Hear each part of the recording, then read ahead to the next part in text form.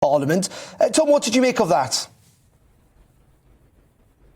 It was such an interesting exchange because for all of those MPs sitting on the Treasury Committee, they clearly know their brief, but it was a well-matched spar for most of these exchanges because, of course, Rishi Sunak came across as someone who knew the detail there. He'd been preparing his spring statement for quite some time, and indeed, when it came to each of the issues that were raised, why there wasn't so much done on energy, well, of course, that's because the energy price cap comes up for review in the autumn, and the volatility of energy prices worldwide may well be shifting things around before then. That might be premature. Whether it was questions on tax cuts versus benefits, whether it was questions on the tax burden as a whole, it seemed like Rishi Sunak had answers for everything. Whether or not people agreed with those answers, well, that's another matter. But certainly he had those answers. He seemed like someone who was well prepared for these exchanges.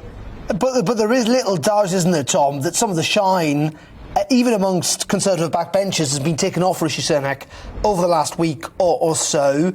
Many still frustrated he's not prepared, it seems, at least in the short term, to go further. And that has wider political ramifications too.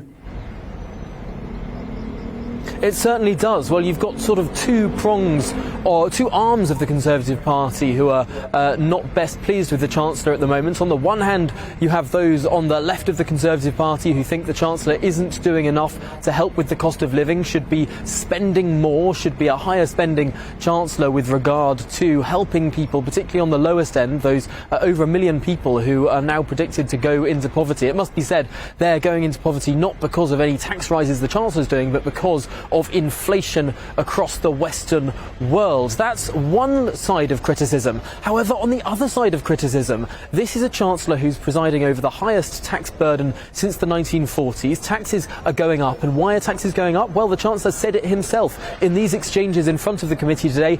Taxes are going up because spending is going up. This is a Conservative government that is presiding over a historically high spend by the government as a proportion of GDP. The health service will have more money than it has ever had in its history. Indeed, many other departments are getting cash boosts. There's no department that is losing money, which is remarkable given the number of efficiencies people argue can be made. So this is a government that is presiding over a state that has expanded. The scope and the size of the state has got bigger, and to many, looking at a Conservative Chancellor who has presided over that expansion in the powers of the state, well, that seems to not fit all that well with Conservative philosophy. Conservatives tend to believe in a smaller state, in lower taxes, and the opposite has happened over the last few years. Of course, some people seem more content that the direction of travel is now changing, that there have been a number of tax cuts now announced, albeit the most significant of those are not scheduled to come in until 2024. However, there does seem to be that tension within all of these discussions. Those who want the Chancellor to do more and those who want the Chancellor to get his Treasury out of the way and allow people to keep more of their own money. Ultimately, the risk is this is someone who has pleased neither group. Just very finally, Tom, we've come out of the pandemic.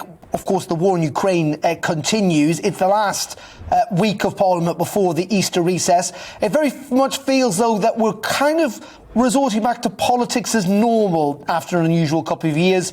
We've got lots to talk about that spring statement, but also urgent questions today on schools and on P&O ferries as well.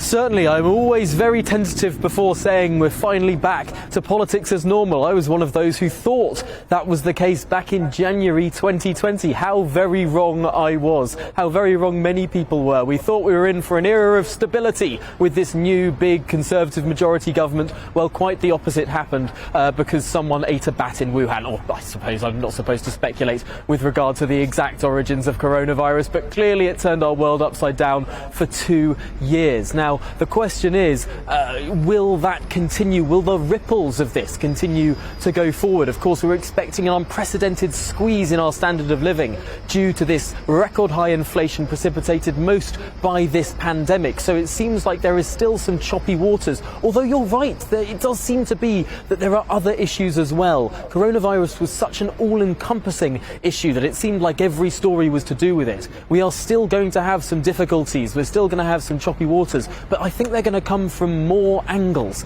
as we go forward. Lots of different types of stories to be keeping our eyes on. Indeed.